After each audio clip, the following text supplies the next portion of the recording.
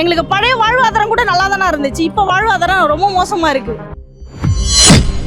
இந்த மாதிரி ஆட்டோ ஓட்டுறது எங்களுக்கு வழி இல்லையா, பழப்பு சோறு இல்லையா, குடும்பத்தை நாங்கள் தான் காப்பாற்றுறோம்.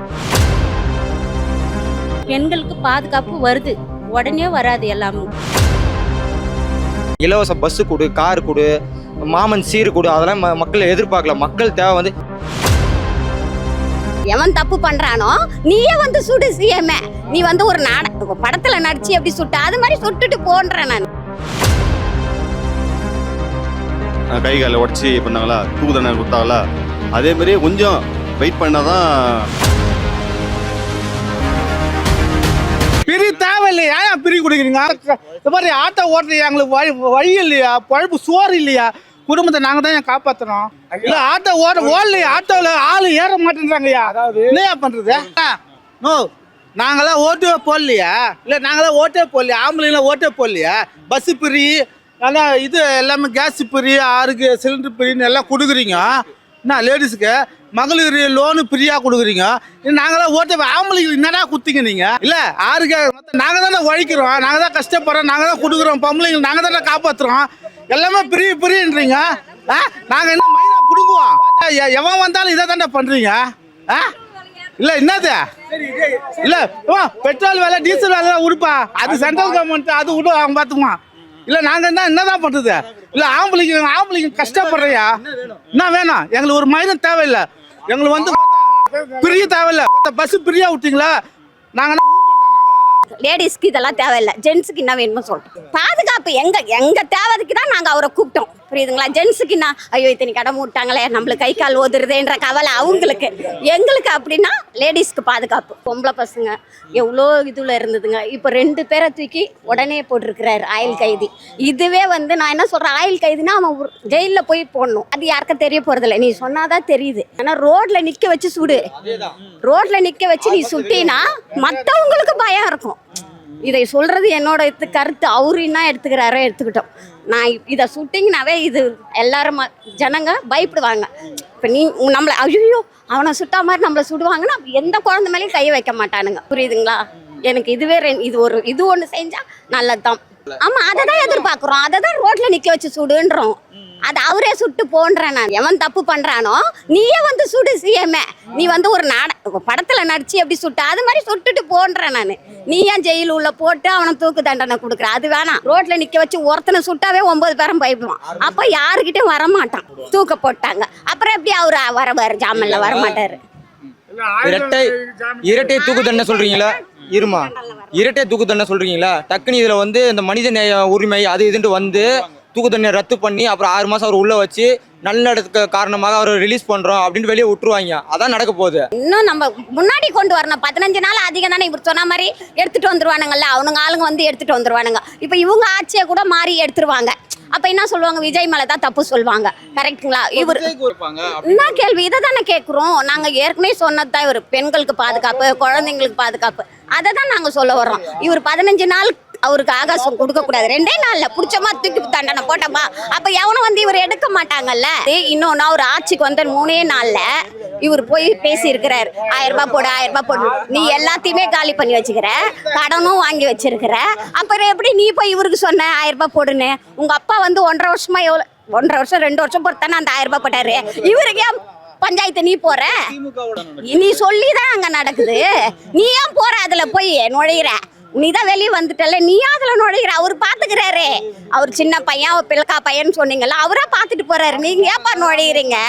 நீங்க எதுவும் நுழையாதீங்க. அவரா என்ன முடிவோ அவர் எடுக்கட்டும். அவரு கொடுப்பாரு, பொறுமையா கொடுப்பாரு. நம்ம இதுதான் கொடுப்பாருன்னு தான் நம்ம போய் போட்டு போடல. மாச்சு நம்ம மாறட்டும். போட்டா ரெட்டாலிக்கு போடுறோம், இல்லை சூரியனுக்கு போடுறோம், ரெட்டாலிக்கு போடுறோம், சூரியனுக்கு போடுறோம். இதே மாதிரி இருந்தது. எம்ஜிஆர் காலத்துல இவங்கெல்லாம் யார் எங்க இருந்தாங்கன்னு தெரியாது. ஜெயலலிதா காலத்துல இவங்கெல்லாம் எங்க இருந்தாங்கன்னு தெரியாது. அதுக்கு தான் நாங்க மாற்றத்தை கொண்டு வந்தோம், புரியுதுங்களா? சும்மா கேஸ் முக்கியம் இல்லை, 1000 ரூபாய் முக்கியம் இல்லை. இவரு எல்லாத்தையும் ஒழுங்கு பண்ணட்டும், புரியுதுங்களா? எங்களுக்கு இதெல்லாம் தேவை கிடையாது. லேடிஸ்க்கு இதெல்லாம் தேவையில்லை, ஜென்ஸுக்கு என்ன வேணுமோ சொல்லும். எங்களுக்கு இதெல்லாம் தேவை. ஆனா வந்து இந்த ஒரு 2 வயசு போன கற்பழிச்சிட்டாங்க, 9 வயசு குழந்தைய கற்பழிச்சிட்டாங்க. இந்த மாதிரி கற்பழிப்பு அது மாதிரி வந்து நடக்குது. எனக்கு தெரிஞ்சு அது வந்து இப்போதான் விஜய் வந்த பிறகு நடக்குது அப்படின்ற மாதிரி இல்லை.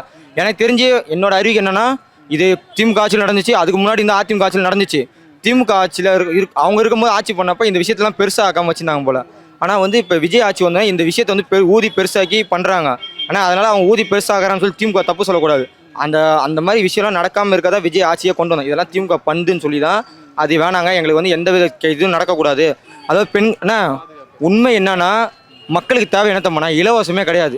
மக்களுக்கு தேவை வந்து என்ன சொல்கிறதுனா ஒரு பாதுகாப்பு தான் மக்களுக்கு தேவை. எந்த பிரச்சனையும் நாட்டில் பிரச்சனை இல்லாமல் ரவுடிசம் குடி சண்டை இந்த பிரச்சனைலாம் இல்லாமல் எல்லாரும் வந்து அமைதியாக நிம்மதியாக வாழணும்னு நினைக்கிறேன். எல்லாரும் கஷ்டப்பட்டு உழைச்சிக்கோ நான் சம்பாரிச்சிக்கிறேன், ஆனால் எனக்கு வந்து இந்த பிரச்சனை இல்லாமல் இருக்கணும் அப்படி தான் மக்கள் நினைக்கிறாங்க. இலவச பஸ்ஸு கொடு, கார் கொடு, மாமன் சீர் கொடு, அதெல்லாம் மக்கள் எதிர்பார்க்கலாம். இது எல்லாமே நீ கொடுக்குற இலவசமாக பஸ்ஸு கார் எல்லாமே கொடுத்துறப்ப நீ வேலைக்கே போத்தாலும் வீட்டில் உட்காந்து கொண்ட அளவுக்கு எல்லாமே கொடுக்குற சரக்கு முதல் கொண்டு கொடுத்துறேன்னு வச்சுக்கோ. ஆனால் வந்து நாட்டில் ஒரே கலவரம் சண்டை கஞ்சா வச்சு சண்டை போட்டுக்கிட்டு வெட்டு குத்து நடந்துருந்தா மக்கள் ஏற்றுப்பாங்களா? பரவாயில்ல அதான் இலவசமாக கொடுக்குறாருப்பா வீட்டுக்குள்ளேயே உட்காந்து போப்பா நினைப்பாங்க. மற்ற கட்சிலாம் வந்து அவங்க வந்து ஆசை கோசம் வராங்க. இதில் வந்து எதனா கிடைக்கும், இதில் வந்து எதனா கிடைக்கும்னு சொல்லிட்டு வராங்க. நீங்கள் எதுக்கு சேகரிங்க? உங்களுக்கு தான் பெரும்பான்மை கட்சி சில அப்புறம் எதுக்கு சேகரிங்க? நீங்கள் 6 வேலையை பார்க்க வேண்டியதானே? உங்களுக்கு என்ன வேலை இருக்குது? அடுத்த வேலை செய்கிற நிறைய வேலை இருக்குல்ல. நீ தான் எல்லாத்தையும் சொல்லியாச்சு அங்கங்கே போயிட்டு அந்த வேலையை நடத்தணும்ல. அது நல்ல தலைமை தேடி வராங்க. அப்போ முதல்ல வந்துருக்கலாம்ல. 10 நாள் எதுக்கு ஓடியாராங்க சொல்லி பார்க்கலாம். அவங்க ஓட்டு போடலாம் முட்டாள நான் கேட்குறேன். நீ 10 நாள் ராஜினாமா பண்ணுறது அப்போ நீ எங்களை கேட்டு போயிருக்கணும். நீ அப்போ நாங்கள் போட்டுக்க மாட்டோம்ல. நாங்கள் ஒன்று போட்டு ஜெயிக்க வைப்போம், நீ டக்குனு இங்கேருந்து அங்கே போய்வா. நீ தப்பு தானுங்க அது.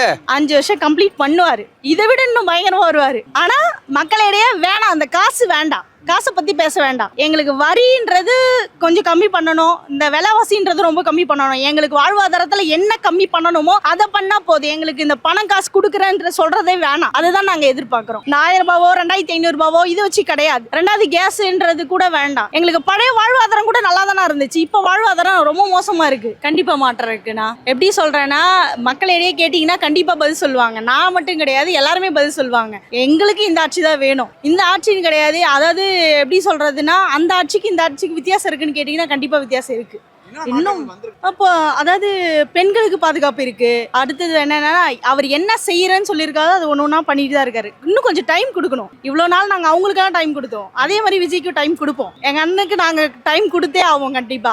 எங்களுக்கு இந்த 2500 ரூபாய் அவர் காசு கொடுக்கலனாலும் பிரச்சனை இல்லை, எங்களுக்கு பணமே தேவையில்ல. அவர் வந்து மக்களுக்கு என்ன செய்யணும்னு சொன்னாரோ அதெல்லாம் பணம் மூலமா எங்களுக்கு வேணவே வேணாம். செய்யறத மக்களுக்கு நல்லபடியா செஞ்சா போதும், எங்களுக்கு பணம் வேண்டாம். அவங்க ஆட்சியிலும் சரி இவங்க ஆட்சியிலும் சரி பணம் எங்களுக்கு பொதுமக்களுக்கு வேண்டவே வேண்டாம். அவங்க செய்யற வேலையை கரெக்டா செஞ்சா போதும். பொதுமக்களுக்கு என்ன தேவைன்றது அவங்க ஒன்னொன்னா இப்ப என்னென்ன செஞ்சுட்டு இருக்காங்களோ அதையே செஞ்சா போதும்னா.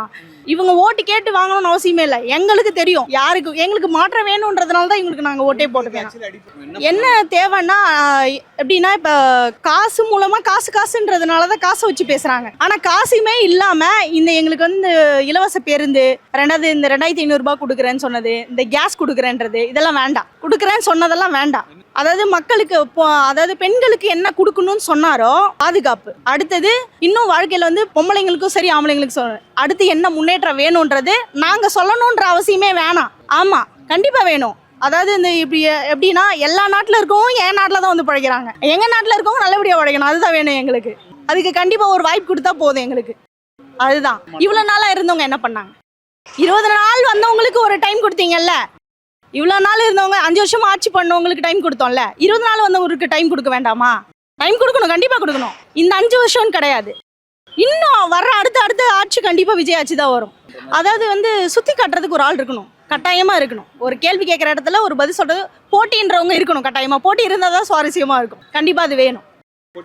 ஆமாம், ஏன்னா இப்போ யாராவது சுற்றி காட்டுறவங்க இருந்தால் தான் அடுத்த ஆட்சின்றது நாம் என்ன பண்ணுறோன்ற தப்பு ஒரு வேளை விஜய்க்கு தெரியாமலே இருந்தாலும் கூட சொல்ற இடத்துல யாராவது ஒரு ஆள் இருந்தாங்கன்னா கட்டாயமா அடுத்து அவங்க வந்து இந்த தப்ப நம்ம பண்ணியிருக்கோம் அப்படின்றது அவருக்குமே சொல்றது கொஞ்சம் வாய்ப்பா இருக்கு. எதிர்கட்சி கட்டாயமா இருக்கணும்னா, எதிர்கட்சி இல்லாத ஆட்சி இருக்கவே முடியாது, இருக்கணும், கட்டாயமா இருக்கணும்.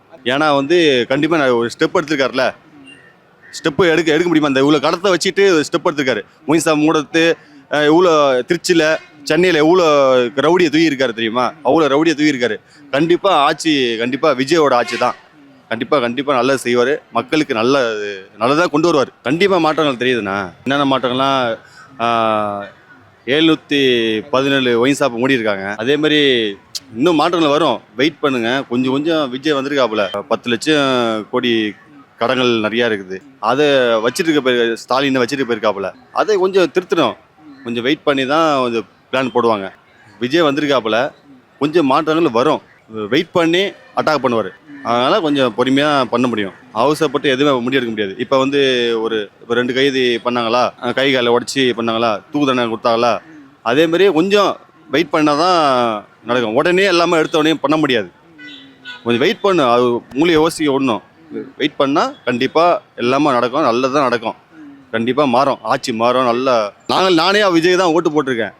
என்ன இதனால அவர் கொந்தளிப்பு எங்களுக்கு, அந்த ரத்த ஓட்டம் எங்களுக்கும் இருக்குது. இல்லை அப்படி கிடையாது, அவர் உண்மையாக பேசினாரு, உண்மையாக தான் சொன்னார். போன ஆட்சியில் வந்து கண்டிப்பாக எவ்வளோ கருப்பளிப்பு எவ்வளோ நிறைய நடந்திருக்கு. இந்த ஆட்சி வந்து கண்டிப்பாக பிடிச்சிருக்காரு, ஜெயிச்சிருக்காரு. அதனால் அதே மாதிரியே கொண்டு வருவார். மாற்றங்கள் அவர் எப்படி மாறியிருக்காரோ அதே மாதிரியே மாற்றங்கள் கொண்டு வருவார். நம்பிக்கை இருக்குது, தப்பு இல்லை. 5 வருஷம் இல்லை, அடுத்த ஆட்சி அவர் தான், விஜய் தான்.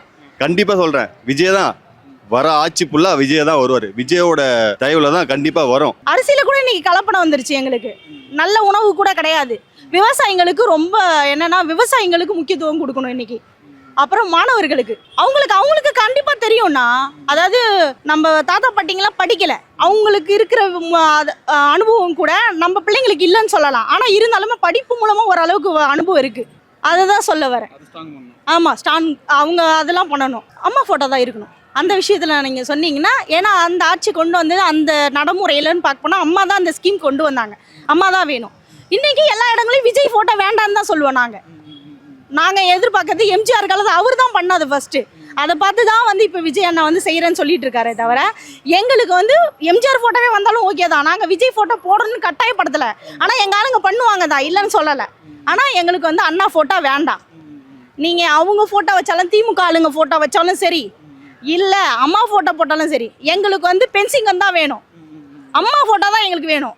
இவர் இப்படியே செஞ்சாலும் கூட எங்களுக்கு அம்மா போட்டோ போட்டு பண்ணாலே இன்னும் நாங்கள் சந்தோஷம் தான் படுவோம். நாங்கள் அவங்க பண்ண ஆட்சி யாருமே பண்ணலைண்ணா. அவங்க பண்ண நடைமுறையில் வச்சு எதுவுமே இங்கே பண்ணலை. இதுதான் எனக்கு உண்மை. அப்படி இல்லைனா அவங்க நல்லதே பண்ண வராங்கன்னு சொன்னாலும் கூட நம்ம ஆளுங்க சும்மா இருக்க மாட்டாங்க. நம்ம ஆளுங்களும் சரி, ஏன்னா அவங்களுக்கும் ஒரு கௌரவம் இருக்குல்ல. ஏன்னா அதை வந்து பண்ணுவாங்க. நாங்கள் அவங்க ஆட்சியில் இருக்கும் போது அவங்களுக்குன்னு ஒரு கெத்து வச்சுருப்பாங்க. அதே மாதிரி நம்ம ஆளுங்க பண்ணுறாங்க. ஏன்னா நம்ம பண்ண வச்சது அவங்க ஆளுங்க தான். ஆனால் அதை யாரும் சொல்ல மாட்டாங்க. பண்ணக்கூடாது, கண்டிப்பாக பண்ணக்கூடாது. அது விஜய் என்ன சொன்னா அதையும் நம்ம ஆளுங்க சரி பண்ணிடுவாங்க. அவர் சொல்ற வார்த்தையில தானே இருக்கு. மாற்றங்கள்லாம் இருக்குது. அவர் பொறுமையாக தான் எல்லாமும் பண்ணத்துக்கு ரெடி பண்ணின்னு இருக்கிறாங்க. ஆனால் வருவார், எல்லாம் சொன்னதெல்லாம் செய்வார். மக்களுக்கு எல்லாத்துக்கும் பாதுகாப்பும் இப்போ போட்டுன்னு இருக்கிறாங்க. எல்லா இடத்துலையும் இப்போ பாதுகாப்பு உண்டு. நான் ஒன்று கோயம்புத்தூரில் செத்ததுக்கு அதுக்கு ஒரு தீர்மானம் அவங்க கொடுத்துன்னு இருக்கிறாங்க, பார்த்துன்னு தான் இருக்கிறாங்க. ஆனால் அவரும் பண்ணுவார், எல்லாம் செய்யறதுக்கு ஆரம்பம் எல்லாமே பண்ணின்னுக்கிறாங்க. பரவாயில்ல, இப்போதைக்கு விட இப்போ பரவாயில்ல. மகளிருங்களுக்கு குத்துறாங்கன்னா அது அவர் பொறுமையாக தானே எல்லாம் பண்ண முடியும். அவங்க இஷ்டத்துக்கு எல்லாமே சொல்லின்னு இருந்தால் என்ன பண்ண முடியும்? எல்லாரும் ஒரு பக்கம் பேசிக்கிட்டு தான் இருக்கிறாங்க. பஸ்ஸில் போனாலும் சரி, ஆட்டோவில் போனாலும் சரி, எங்கே போனாலும் பேசின்னு தான் இருக்கிறாங்க. பேசுகிறவங்க பேசின்னு தான் இருப்பாங்க. அவர் ஆனால் எல்லாம் பண்ணுவார். நல்ல விதமாக அவர் வந்து இப்போ ஒன்று செயல்படுத்தி பார்க்குறத நாங்கள் பார்த்துன்னு இருக்கிறோம். அது செய்கிறத பற்றி எங்களுக்கு தெரியுது. அதனால் நல்ல விதமாகவும் பேசுகிறாங்க, கெட்ட விதமாகவும் பேசுகிறாங்க. இப்போதைக்கு அதான் நடந்துட்டு இருக்குது. இப்போ வந்து அவர் இப்போ வந்த உடனே எதுவுமே பண்ண முடியாது. வந்த உடனே பண்ணணும்னு எதிர்பார்க்குறாங்க. எப்படி பண்ணுவாங்க? விட்டுட்டு அவங்க எல்லாமே அவர் இப்போ வந்த உடனே எல்லாத்தையும் எப்படி பண்ண முடியும்? கொஞ்சம் உக்காந்து அவருக்கு டைம் கொடுக்கணும். நம்ம பண்ணுவார். அண்ணா புதுசு தான். புதுசாக இருந்தாலும் இப்போ மக்கள் வந்து எல்லாருமே அண்ணா வரணும்னு சொல்லிட்டு ஒரு தனிப்பட்ட முறையில் அவர் வந்திருக்கிறாரு. அவர் எது கூட்டணி இல்லாமல் தனியாக வந்திருக்கிறாரு. ஆனால் அவர் வந்து எல்லாமே பண்ணத்துக்கு செயலில் இருக்கிறாங்க. பொறுமையாக இருந்து பார்க்கலாம். இப்போ கொடுத்துன்னு தானே இருக்காங்க. பெண்களுக்கு பாதுகாப்பு வருது, உடனே வராது எல்லாமே. ஆனால் பார்த்து எல்லாமே செஞ்சுக்கிட்டு தான் இருக்கிறாங்க. ஒரு ஏரியாவிலையும் பார்த்து பண்ணிக்கிட்டு தான் இருக்காங்க. தவறு நடக்குதுன்னா வந்து அவங்க பண்ணுறாங்க. அது அவர் அங்கே போய் அது பண்ண முடியாது. இல்லை, ஆள் போட்டு தான் பார்க்க முடியும். அந்தந்த இடத்துல இருக்கிறவங்க இருந்து பண்ணின்னு தான் இருக்கிறாங்க. இருந்தாலும் மெம்பரமாக இருக்கிறதுனால இன்னும் ரொம்ப ஸ்டெப் எடுத்துன்னு இருக்கிறாங்க. எல்லா இடத்துக்கும் விஜய் வரணும்னு எதிர்பார்க்குறாங்க. எப்படி அவங்க வந்து பார்க்க முடியும்? ஒரு இடத்துல தான் அவர் உக்காந்துருக்க முடியும். அவர் முதலமைச்சர் வந்து எங்கேயும் போக முடியாதுல்ல. அங்கே இருக்கிறவங்க எல்லாத்தையும் பார்க்கணும். அது பார்த்துன்னு தான் இருக்கிறாங்க. கொஞ்சம் கொஞ்சமாக தான் நடவடிக்கை எடுக்க முடியும். ஒரே முட்டாய் எடுத்தாக்க என்ன சொல்லுவாங்க? பாரு, வந்ததுமே எல்லாத்தையும் பண்ணுறாங்கன்னு அவர் மேலேயே தப்பை சொல்லுவாங்க. அராசகம் பண்ணுவாங்க. நாங்களும் ரோட்டில் நடக்க முடியாது, மறுபடியும் அதே தான் சேட்டை வரும். அதனால் இது வந்து நல்லாவே போயிட்டு தான் இருக்குது. மகளிருங்களுக்கு எந்த ஒரு பாதுகாப்பு இப்போ இல்லாமல் இருந்தது, இப்போ பாதுகாப்பு இருக்குது. நாங்களாம் ரோட்டில் போகும்போது பயந்துக்கிட்டு தான் போவோம், பூ விற்றுட்டு தான் போய் நிற்கிறோம். அந்த நைட்டில் எல்லாம் குடிச்சிட்டு கத்தின்னு கடகத்தில் இப்போ கொஞ்சம் இல்லாமல் தான் இருக்குது எங்கள் ஏரியாவில். ஒன்றும் தப்பு கிடையாது. இனிமேல் நல்லா கொண்டுன்னு வருவார் அண்ணா, எந்த தப்பும் வராது, வர விட மாட்டாங்கன்னு நான் நம்பின்னு இருக்கிறோம். நாங்கள் எல்லாமே வைப்பாங்க, பொறுமை டைம் கொடுக்கணும் அவங்களுக்கு. டைம் கொடுத்தா மட்டும்தான் அவர் பண்ண முடியும். உண்மையாக சொல்லணும்னா உண்மையிலே வந்து இந்த ஆன்ஸு கஞ்சா அந்த மாதிரி பொருளை விற்கிறாங்களே அதெல்லாம் விற்கிறது இல்லை. அதுக்கான டிமாண்ட், அதுக்கு தடை நிறையா தடை வந்துருச்சு. விற்றுந்தவங்களாம் இப்போ விற்கிறது இல்லை. நிறைய இடத்துல அது கிடைக்கிறது இல்லை. நிறைய பேர் வந்து சொல்லிட்டு இருக்காங்க கிடைக்கல அப்படியே சொல்கிறாங்க. அது வரையும் சந்தோஷம். நிறையா இதெல்லாம் பண்ணுறது போல் மக்கள் தேவை வந்து அது என்ன சொல்ல, சட்ட ஒழுங்கு பாதுகாப்பு. அதுதான் இங்கிலீஷ் எனக்கு சரியாக சொல்ல சொல்லிப்பாங்க. லா அண்ட் ஆர்டர் இஷ்யூவை பற்றி தான் மக்கள் அவங்க அதை பற்றி தான் மக்கள் யோசிக்கிறாங்க தவிர இலவசம் மக்கள் சும்மா பொதுவாக சொல்கிறாங்க. மக்களுக்கே தெரிய மாட்டேதுண்ணா, மக்களுக்கு என்ன தேவைன்னு மக்களுக்கே தெரிய மாட்டேது. மக்களுக்கு உள்ள ஆள் மனசில் என்ன இருக்குன்னா லா அண்ட் ஆர்டர் இஷ்யூவை வந்து அதுதான் பேசிக், அதுதான் மக்களுக்கு தேவை, அதுதான் அடிப்படை, அது தேவை மக்களுக்கு. ஆனால் மக்கள் அது தெரியாமல் வெளியில் வந்து கவர்ச்சி பொருள் தேடுற மாதிரி எனக்கு இது கொடுக்குறாரு, அவர் 2000 தர 2500 தர, இவங்க தேவையில்லாமல் அது அவங்களுக்கு இல்லாத ஆசை இவங்க தூண்டி விட்டு அது ஒரு அவங்களுக்கு அதுதான் உனக்கு தேவை, உன்னோட நீடு அதுதான் சொல்லி மக்களை வந்து ஏமாத்துறாங்க. மக்களோட அடிப்படை என்ன தெரியுமா, மனசாட்சிப்படி மக்கள் உட்காந்து யோசிச்சாங்கன்னா லா அண்ட் ஆர்டர் இஷ்யூ தான் மக்களுக்கு பெரிய விஷயம். இலவச பொருள்லாம் இஷ்யூ கிடையாது. அது தெரியும். மக்களும் குழப்பி விட்டுக்கிட்டு மக்கள் குழம்பிக்கிட்டு இவங்க தேவையில்லாம் இலவசம் சொல்லிடும். மக்கள் ஒரு இலவசம் தான் முக்கியம் இல்லாத ஒன்று நம்பிக்கிட்டு போயிட்டு கிடக்குறாங்க மக்கள். அப்போ திமுக ஆட்சியில் அந்த அளவுக்கு சட்டம் சூப்பராக இருந்துச்சா, தரமாக இருந்துச்சு, பண்ண ஃபர்ஸ்ட் கிளாஸாக பண்ணப்பா அப்படின்னு பண்ணியிருந்தா உன்னை ஏன்ப்பா தோக்கடிக்க போகிறாங்க, உன்னை விட்டு வரியாக கொண்டு வர போகிறாங்க. நீ சும்மா சொல்லாங்க இந்த என்ன சொல்கிறது மோகம் சினிமா மோகத்தில் விஜய் வந்துட்டான்றாங்களா, சினிமா மோகத்துக்காக ஒண்டி வந்துட மாட்டாங்க. உன்னோட பரவாயில்ல செய்வான்ற நம்பிக்கை வருதுல்ல. அப்போ நீ செய்யாதனால தானே இவனோட அவர் செய்வான்னு நம்பிக்கை போட்டு போகிறோம் தேடுறோம். இல்லை 20 நாள்லாம் 10 தான். இப்போதான் அவர் உள்ளே வந்திருக்காரு. அவர் வந்தோடனே வந்து ஜெயிச்சு சிஎம் ஆகிட்டு என்ன சொல்றாரு, 10 லட்சம் கோடி கடன் இருக்கு, ஐயோ அப்படின்ட்டு அவர் ஷாக் ஆகுறாரு. அவருக்கே அப்போ 10 லட்சம் கோடி கடன் இருக்குன்றதே தெரியாம அவர் என்ன நினைச்சிட்டு வந்திருப்பாரு. போவோம் இவங்க திருடுறனால தான் மக்களுக்கு சேவை செய்ய முடியாம இருக்கு போல, நம்ம போவோம் பணம்லாம் கரெக்டாக வரும், அந்த பணத்தை எடுத்து மக்கள் சேவை செஞ்சா நாட்டில் பிரச்சனைலாம் முடிஞ்சிடும் அப்படின்னு விஜய் ஈஸியாக நினச்சி தான் வந்தார் போல. அவரே 10 லட்சம் கோடி கடனா அப்படின்னு அவர் ஷாக் ஆகும்போது நமக்கு ஷாக் ஆகுது. ஓ இது தெரியாது போல அவருக்கு, அவர் எல்லாமே கரெக்டாக வந்துட்டு இவங்க திருடுறனால தான் நமக்கு தெரிஞ்சு அப்படிதான் யோசிக்கிறோம். அவர் அப்படி யோசிப்பார் போல, இவங்க திருடி கொள்ளடினால தான் மக்களுக்கு சேவை செய்ய முடியாமல் போகுது, மக்களுக்கு எல்லாம் சரியா சென்று சேர மாட்டுது, நம்ம போய் திருடம் கொள்ளாம செய்யலாம் அப்படின்னு கூட யோசிச்சிருப்பாரு போல. டக்குன்னு ஆனால் இவ்வளோ கோடி கடன் இருக்கா, இது எப்படி அடைக்குது, ஒரு நாள் 150 கோடி வட்டி கட்டுறாங்க தமிழக அரசுன்னு அவர் வந்து மிரள்றாரு. ஐயோ என்னப்பா அப்படின்னு யோசிக்கிறாரு. எனக்கு தெரிஞ்சு அவருக்கு அவகாசம் கொடுக்கணும். அவரும் வந்து இந்த இதில் லா அண்ட் ஆர்டர் இஷ்யூ தான் மெயின் இஷ்யூ. அதை நல்லா இப்போ அது இல்லாமல் போலீஸ் துறை அவர் தான் கையில் வச்சிருக்காரு. வர முதலமைச்சர் எல்லாம் அவங்க கையில் போனாரு, ஸ்டாலின் கூட கையில் வச்சிருந்தாரு. அந்த 2 பேர் கொலை பண்ணிட்டாங்க, போலீஸ் ஸ்டேஷன்ல இது பண்ணிட்டாங்க அது பண்ணிட்டாங்கன்னு ரொம்ப வந்துச்சு. இவர் வந்து கொஞ்சம் கரெக்டாக மெயின்டைன் பண்ணி கொண்டு போவார் போல. இவர் கரெக்டாக மெயின்டைன் பண்ண தான் 5 வருஷம் கம்ப்ளீட் பண்ண முடியும். எந்த பிரச்சனையும் இல்லாமல் வர பிரச்சனை டக்குன்னு அதுக்கான தீர்வு தேடி ஒரு பிரச்சனை வருதா டக்குன்னு அவர் விஜய்க்கு என்ன யோசிக்கும், அவருக்கு அந்த அறிவு இருக்கணும் அவசியம் இல்லை. அறிவாளியை கூட வச்சுக்கின்றத மேட்ரு. அந்த அறிவாளியா இருக்கிற அதிகாரிகளை கூட வச்சுக்கிட்டு ஒரு நல்ல கலெக்டர் அது மாதிரி ஆளுங்களை கூட வச்சுக்கிட்டு என்னப்பா பிரச்சனை, என்னப்பா பண்ணலாம் சார், இதாக பண்ணா இப்படி ஆகும் சார், அதுக்கான ஸ்டெப்ஸ் எடுங்கப்பா அப்படின்னு சொல்லி விஜயை சொல்லணும். அறிவாளியை கூட வச்சுக்கணும். நம்ம அறிவாளியாக்கணும் அவசியம் இல்லை, அறிவாளியை கூட வச்சு அவங்க சொல்றதை கேட்டு அதுக்கேற்ற கரெக்டாக மூவ் பண்ணி போனப்பா. திருடணும் கொள்ளையடிக்கணும்னு எண்ணம் இல்லாமல் இருந்தால் போதும், நல்லது தானே செய்ய போற. காமராஜர் மாதிரி நல்லது தானே செய்ய போறீங்க. ஒழுங்கு எந்த ஆட்சி வந்தாலும் சீர்திருத்த முடியாது, புரியுதுங்களா? அதாவது சாமானிய மக்களுக்கு எந்த ஆட்சியிலும் பாதுகாப்பு கிடையாது. இப்போ நான் ஒரு ஆட்டோக்காரன், நான் ஒரு காவல்துறை அதிகாரி கிட்ட போய் கேட்டேன்னு வச்சுக்கோ, போறியா இல்ல ஃபைன் பண்ணிட்டான், மரியாதை பேசுவாங்க, ஒரு நிமிஷம் போறியா இல்ல ஃபைன். அவன் அதாவது முன்னாச்சு பரவாயில்ல, சார்ஜ் ஷீட் பண்ணுவானுங்க எழுதுவானுங்க. இப்போ அப்படி இல்லை, போட்டோ எடுத்துக்கிறான். நான் வீட்டுக்கு போய் பார்த்தா என் மொபைலில் வருது. சாமானிய மக்களால் சாதிக்கவே முடியாது. பாட்டிலுக்கு 10 ரூபா, பாட்டிலுக்கு 10 ரூபா, பாட்டிலுக்கு 10 ரூபான்னு சார் பாடினாரு, வரவேற்கிறேன், நல்லது.